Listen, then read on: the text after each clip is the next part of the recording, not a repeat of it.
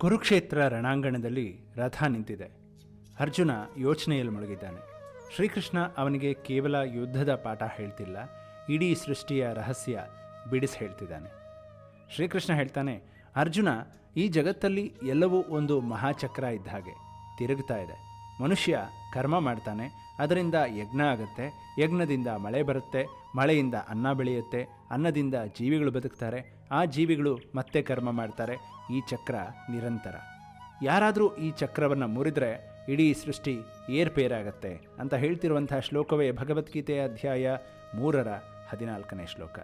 ಶ್ಲೋಕ ಹೀಗಿದೆ: ಅನ್ನದ್ಭವಂತಿ ಭೂತಾನಿ ಪರ್ಜನ್ಯಾದನ್ನ ಸಂಭವಃ ಯಜ್ಞಾದ್ಭವತಿ ಪರ್ಜನ್ಯೋ ಯಜ್ಞಕರ್ಮ ಸಮುದ್ಭವಃ.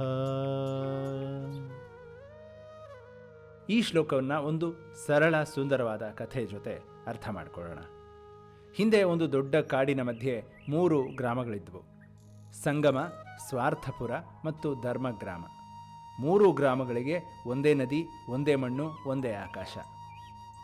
ಧರ್ಮಗ್ರಾಮದ ಜನ ಪ್ರತಿ ಋತುವಿನಲ್ಲೂ ಒಟ್ಟುಗೂಡಿ ಒಂದು ದೊಡ್ಡ ಯಜ್ಞ ಮಾಡ್ತಿದ್ರು. ಅಗ್ನಿಗೆ ಘೃತ ಹಾಕ್ತಿದ್ರು, ಮಂತ್ರ ಹೇಳ್ತಿದ್ರು, ಪ್ರಕೃತಿಗೆ ಕೃತಜ್ಞತೆ ಸಲ್ಲಿಸ್ತಾ ಇದ್ರು.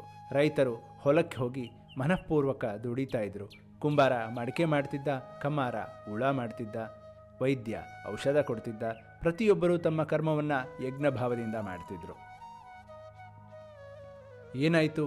ಆ ಊರಿನ ಮೇಲೆ ಮಳೆ ಸದಾ ತಕ್ಕ ಸಮಯಕ್ಕೆ ಬರ್ತಿತ್ತು, ಬೆಳೆ ತುಂಬಿ ಬರ್ತಿತ್ತು, ಮಕ್ಕಳು ಆರೋಗ್ಯವಾಗಿದ್ದರು, ಮನೆ ಮನೆಯಲ್ಲಿ ನೆಮ್ಮದಿ ತುಳುಕ್ತಾ ಇತ್ತು.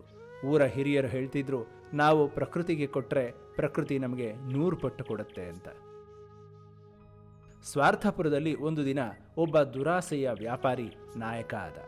ಅವನು ಹೇಳ್ದ, ಯಜ್ಞ ಮಾಡಿ ಸಮಯ ಹಾಳು ಮಾಡಬೇಡಿ, ಆ ಹಣ, ಆ ತುಪ್ಪ, ಆ ಅಕ್ಕಿ ಎಲ್ಲ ಮಾರಿ ಶ್ರೀಮಂತರಾಗೋಣ ಅಂತ. ಜನ ಇದಕ್ಕೆ ಒಪ್ಕೊಂಡ್ರು.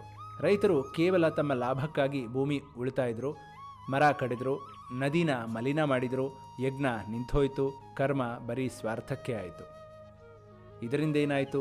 ಮೊದಲ ವರ್ಷ ಬೆಳೆ ಚೆನ್ನಾಗೇನೋ ಬಂತು, ಹಳೆಯ ಮಣ್ಣಿನ ಫಲದಿಂದ. 2ನೇ ವರ್ಷ ಮಳೆ ಕಡಿಮೆ ಆಯಿತು, 3ನೇ ವರ್ಷ ಬರ ಬಂತು, ಭೂಮಿ ಒಣಗಿ ಹೋಯಿತು, ಜನ ಊರು ಬಿಟ್ಟರು. ಆ ವ್ಯಾಪಾರಿ ಹತ್ರ ಹಣ ಇತ್ತು, ಆದರೆ ತಿನ್ನೋಕೆ ಅನ್ನ ಇರಲಿಲ್ಲ, ಹಣದಿಂದ ಮಳೆ ಕೊಳ್ಳೋಕ್ಕಾಗಲಿಲ್ಲ. ಇನ್ನು ಸಂಗಮ ಗ್ರಾಮದ ಜನ ಸ್ವಾರ್ಥಪುರದ ಗತಿ ನೋಡಿ ಬೆಚ್ಚಿಬಿದ್ರು. ಅವರ ಮಧ್ಯೆ ಒಬ್ಬ ಗೀತಾಜ್ಞಾನಿ ವೃದ್ಧ ಇದ್ದ. ಅವನ ಹೆಸರು ಮಾಧವದಾಸ. ಅವನು ಎಲ್ಲವನ್ನ ಒಟ್ಟುಗೂಡಿಸಿ ಹೇಳ್ದ, ಮಕ್ಕಳೇ, ಶ್ರೀಕೃಷ್ಣ ಗೀತೆಯಲ್ಲಿ ಹೇಳಿದ್ದನ್ನು ಕೇಳಿ. ನಮ್ಮ ಕರ್ಮ ಸರಿ ಇದ್ದರೆ ಯಜ್ಞ ಆಗತ್ತೆ, ಯಜ್ಞ ಸರಿ ಇದ್ದರೆ ಮಳೆ ಬರುತ್ತೆ, ಮಳೆ ಬಂದರೆ ಅನ್ನ ಸಿಗುತ್ತೆ, ಅನ್ನ ಸಿಕ್ಕರೆ ನಾವು ಬದುಕ್ತೀವಿ. ಆದರೆ ಈ ಚಕ್ರದ ಮೊದಲ ಕೊಂಡಿ ನಾವು. ನಮ್ಮ ಕರ್ಮ ಅದನ್ನು ಯಜ್ಞಭಾವದಿಂದ ಮಾಡದಿದ್ದರೆ ಇಡೀ ಸೃಷ್ಟಿ ಹಾಳಾಗತ್ತೆ ಅಂತ. ಸಂಗಮದ ಜನ ಮತ್ತೆ ಯಜ್ಞ ಆರಂಭಿಸಿದರು. ಮರ ನೆಟ್ಟರು, ನದಿ ಶುದ್ಧ ಮಾಡಿದರು, ತಮ್ಮ ಕರ್ಮವನ್ನು ಸ್ವಾರ್ಥರಹಿತವಾಗಿ ಮಾಡಿದರು. 3 ವರ್ಷದಲ್ಲಿ ಆ ಊರು ಮತ್ತೆ ಹಸಿರಾಯಿತು, ಮಳೆ ಬಂತು, ಬೆಳೆ ಬಂತು, ನಗು ಬಂತು. ಪ್ರಕೃತಿ ಮತ್ತು ಮಾನವ ಪ್ರತ್ಯೇಕ ಅಲ್ಲ. ನಮ್ಮ ಪ್ರತಿಯೊಂದು ಕರ್ಮ ಆಕಾಶದ ಮೇಘಗಳ ಮೇಲೆ ಪ್ರಭಾವ ಬೀರುತ್ತೆ.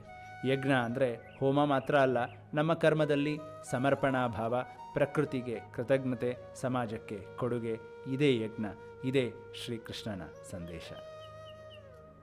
ಇವತ್ತಿನ ಸಂದರ್ಭದಲ್ಲಿ ಪರಿಸರ ನಾಶ, ಮಳೆ ಇಲ್ಲದಿರುವಿಕೆ, ಆಹಾರ ಸಂಕಟ ಇವೆಲ್ಲ ಈ ಮಹಾಚಕ್ರ ಮುರಿದ ಫಲ. ಗೀತೆ 5000 ವರ್ಷಗಳ ಹಿಂದೆ ಇದನ್ನೇ ಹೇಳಿತ್ತು. ಇದು ಇಂದಿನ ಎಕಾಲಜಿ ಮತ್ತು ಸಸ್ಟೈನಬಿಲಿಟಿಯ ತಾತ್ಪರ್ಯ. ಹೇಗನ್ನಿಸ್ತು ಈ ಸಂಚಿಕೆ ಅನ್ನೋದನ್ನು ದಯವಿಟ್ಟು ಕಾಮೆಂಟ್ ಬಾಕ್ಸಲ್ಲಿ ತಿಳಿಸಿ. ಇಷ್ಟ ಆಗಿದ್ದರೆ ಶೇರ್ ಮಾಡಿ, ಸಬ್ಸ್ಕ್ರೈಬ್ ಮಾಡಿ, ಲೈಕ್ ಮಾಡಿ ಅಂತ ಕೇಳ್ಕೊಳ್ತಾ ಮುಂದಿನ ಸಂಚಿಕೆಯಲ್ಲಿ ಮತ್ತೊಂದು ಶ್ಲೋಕದೊಂದಿಗೆ ಭೇಟಿಯಾಗೋಣ. ಅಲ್ಲಿವರೆಗೂ ಎಲ್ಲರಿಗೂ